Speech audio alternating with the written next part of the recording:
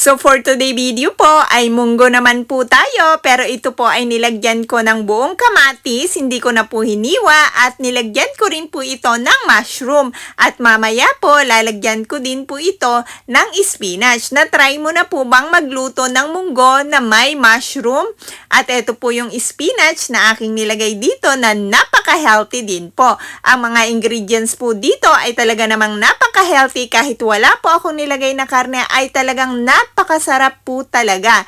Kahit hindi mo na po lagyan ng kanin, super sarap po guys. Kaya naman po itong munggo po na ito, hindi ko na po ito kinain na may kasamang kanin dahil talaga namang pong kahit walang kanin ay solve na dahil po sa sobrang sarap at napakalapot din po ng munggong ito. Kaya naman po talaga pong hindi na po kailangan ng kanin dahil din po nag-healthy diet ako, kaya po paminsan-minsan lang po ako kumakain ng kanin.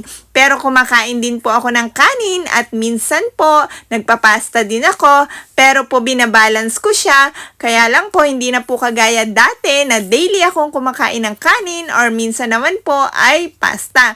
So minsan po ganito na lang po ang aking kinakain, talaga pong gulay na lang po minsan. Pero po kailangan din po kumain ng carbohydrates ha.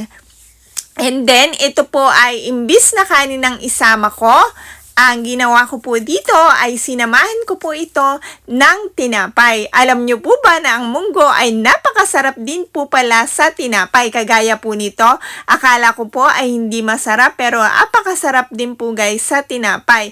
So guys, sana po ay lagi nyo pong tatandaan na kumain tayo ng sapat at wasto lamang po at piliin po natin ang mga masusustansyang pagkain kagaya po nito. So ito pong gulay na ito ay napakayaman po sa vitamins and minerals. Marami pong naidudulot na maganda sa ating katawan at makakaiwas po tayo sa napakaraming sakit. Kaya naman po guys, kung magluluto kayo, sana po piliin nyo ang mga healthy pagkain para po lagi tayong healthy. At samahan nyo na rin po ng exercise at least 30 minutes.